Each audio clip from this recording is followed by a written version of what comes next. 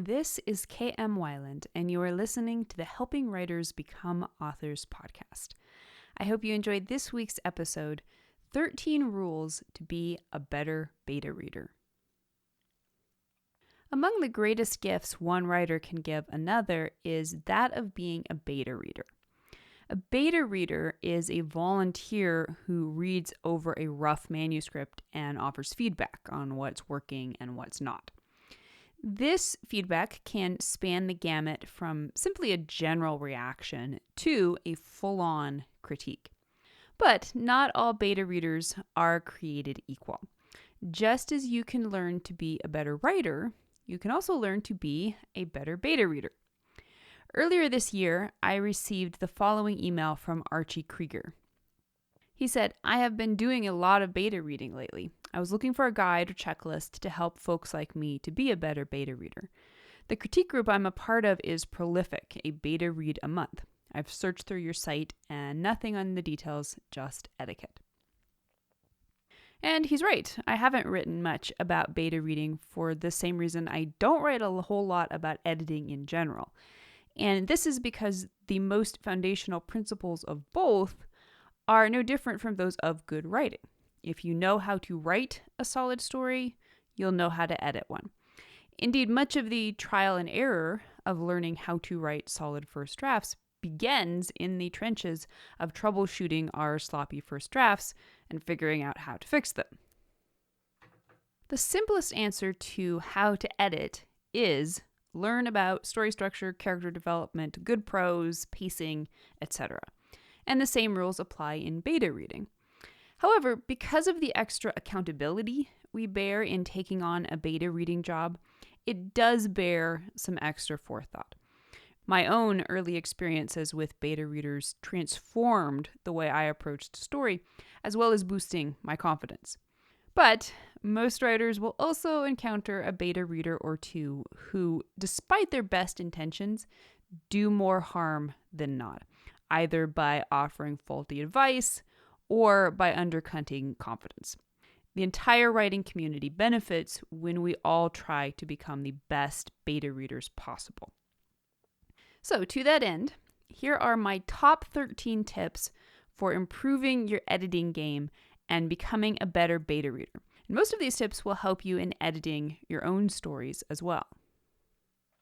Now, I've divided these tips into sections, starting with set the ground rules. Tip number 1, get very clear on what kind of critique the author is asking for. The first and foremost rule of beta reading is that you are there to serve the story.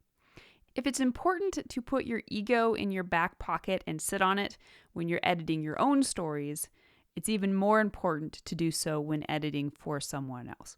The first step toward that end is to make sure both you and the author are on the same page by making sure you understand exactly what kind of critique the author is asking for. Do they want you to simply read the book over and offer a general opinion at the end, like or dislike? Do they want you to offer a detailed content edit, a commentary throughout on what works and what doesn't? Do they want a structural edit that critiques plot, pacing, and character arc? Do they want you to get down and dirty with a full-on comprehensive line edit that offers suggestions not just about the story, but about the prose? Finally, do they want you to note typos or just leave them alone? It is also incumbent upon the author to be clear and get clear about their wishes. Nothing is worse for a beta reader than spending weeks thoroughly editing a piece only to realize the author was hoping for something more lightweight. Tip number 2, communicate about how to mark suggested changes. You'll want to discuss the best way for you to mark your suggested changes. Track changes is still the best method I know of. As long as both parties have access to Microsoft Word, you can use this tool to easily share your deletions, edits, and comments. The author can then just as easily decide which changes to incorporate or bypass. However, you might agree that you both prefer working in a Google Doc. You might even ask for an EPUB you can read or a doc you can convert to EPUB on your Kindle. You can read it at your leisure, making notes as you go, then copy paste them from Kindle highlights to your computer for sharing with the author. Don't be afraid to ask for what's best for you. At the end of the day, you're the one doing the favor here. Within reason, it's fine to ask for whatever setup will be most convenient for your needs. Tip number 3, agree on a reasonable deadline. And this one is important for both the author and the beta reader. Depending on the length of the story and the depth of the edit, beta reading can represent a significant time investment. You'll want to realistically assess how much time you can put into the project every day and figure out about how long it will take you, and then do your best to honor that. Many a writer can attest to the frustration and disappointment of trusting a beta reader who never comes through or who keeps fobbing off the deadline. Obviously, life happens, and beta reading is probably not going to be your highest priority at any time. But once you've agreed to help out a fellow writer, do your best to honor that commitment. If you can't, at least make a point to reach out and let the writer know you're not going to be able to fulfill the agreement. And that brings us to section number 2, pro editing tips. And tip number 4, be specific. So now we get down to the actual beta reading. How can you respond to someone else's story in a way that will most benefit them? Perhaps the single most important offering you can make to another writer is simply that of being specific. If you don't like something in the story, try to figure out why you don't like it. If you feel making a big change would benefit the story, try to figure out why you feel that way. To some degree, any level of editing will always be subjective, but try to get clear on when the suggestions you're making are based on logical reasons and your own understanding of story, and when they're based on nothing more than your personal preferences. Your preferences as a reader are absolutely still valid and can be usefully shared with the author, but they should be noted as your preferences, not as universal rules. Bottom line, always try to be clear with yourself about why you're making suggestions. Not only will doing so better serve the author, it will also help you further hone your own storytelling instincts and skills. Tip number 5, map out the ideal structural timing based on page count. If the author has asked for a plot edit, one of the key things you can examine for them is how well the story's structure works. When beta reading for someone, one of the first things I do is find the total page count of their story. I divide that into 8ths to find the ideal timing for each of the structural turning points, then scroll through the document and add a comment as a reminder to myself to check how well the story's structure is holding up. Now, these comments are just for my own purposes, and I will delete them as I go. It's also important to note they are indicating the ideal structural timing. Very few stories will line up page perfect, but the reminders will help you keep track of whether or not the story includes all the important structural turning points, how close they are to the ideal timing, and how much the pacing is affected one way or the other. Tip number 6, don't just point out problems, offer solutions where appropriate. Writers don't need and won't always appreciate if you try to brainstorm solutions for every problem you point out. You want to give them clues and nudges to help them fix their story's problems in their own unique way. But simply pointing out problems with no explanation or suggested solution can also be less than helpful. Simply saying the female lead's emotional reaction doesn't ring true here might not always be enough. You could instead go on to suggest maybe this would be a good place for her to express a little confusion and vulnerability. Tip number 7, point out scenes that don't move the plot. And this one is always helpful. Particularly in first drafts, writers aren't always aware they've included scenes that really don't do much.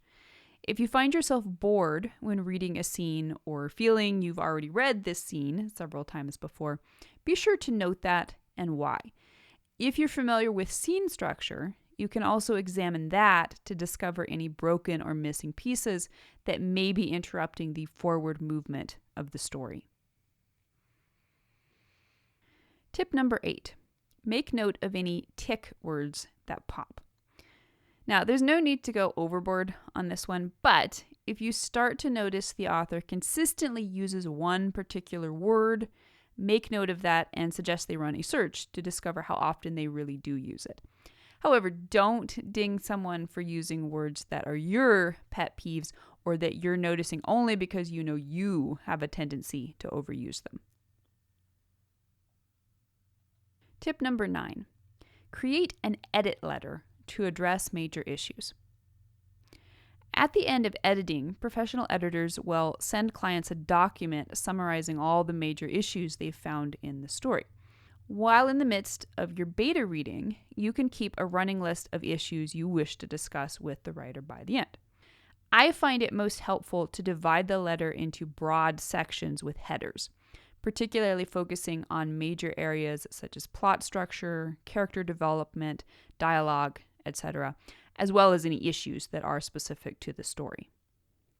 You can also find a list on my website of 17 questions for critique partners, which will help you ask yourself helpful and thorough questions about your reaction to the story.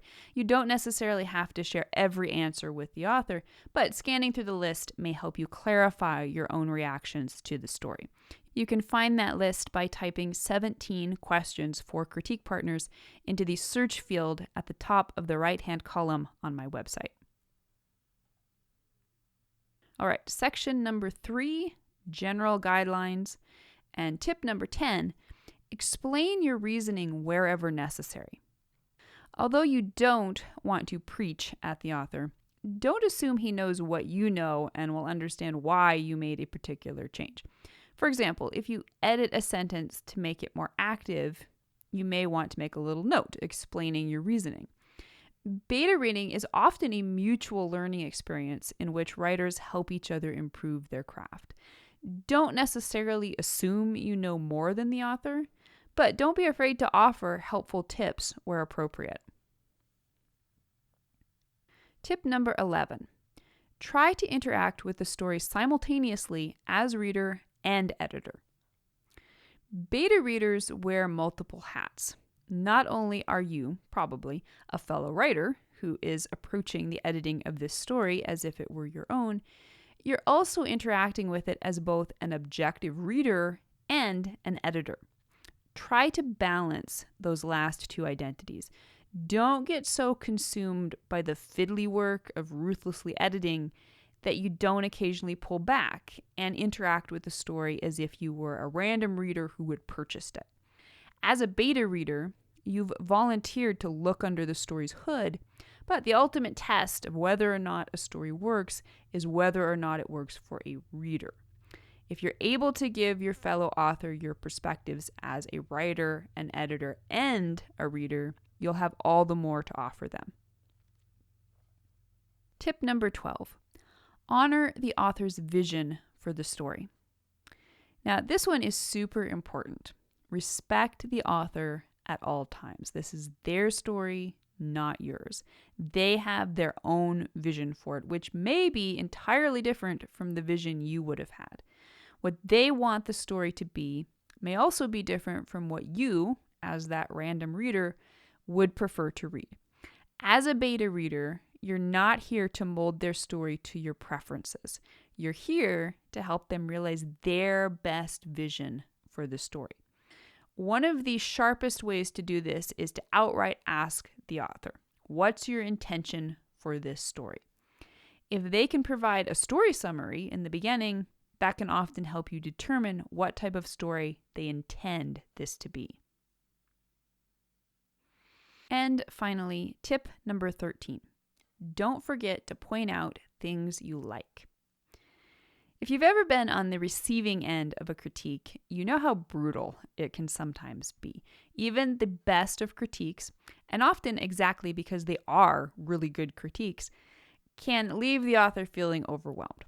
As a beta reader, your primary job is to help the author make the story better by pointing out all the things that don't work.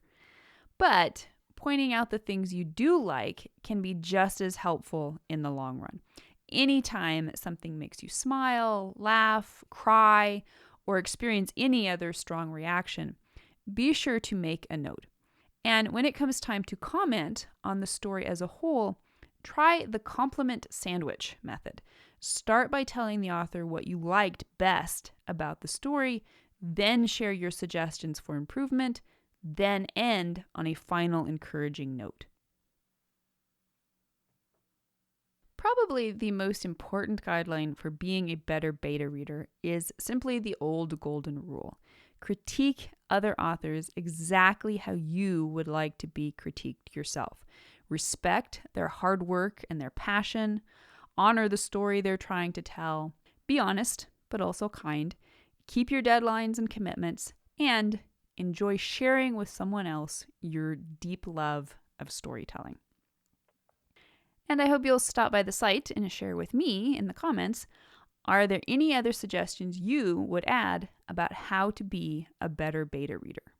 If you'd like to be part of the word player community over on my site and join in the conversation on this subject, be sure to stop by the website at helpingwritersbecomeauthors.com. You can always find a transcript of the most recent podcast and add your voice to the discussion by visiting the first post on the site's homepage.